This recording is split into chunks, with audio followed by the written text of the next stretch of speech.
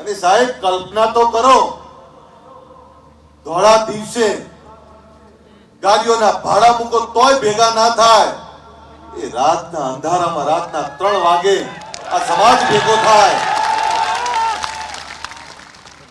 સાહેબ જાગ્યો છે સમાજ. કોઈએ મને પૂછ્યું કે રાતના 3 વાગે શું આ અભ્યુદય શેનો? કે અભ્યુદયનો મતલબ શ્રેષ્ઠ સમય. અભ્યુદય એનો કે હા હવે વ્યસનની સામે જાગ્યા છીએ.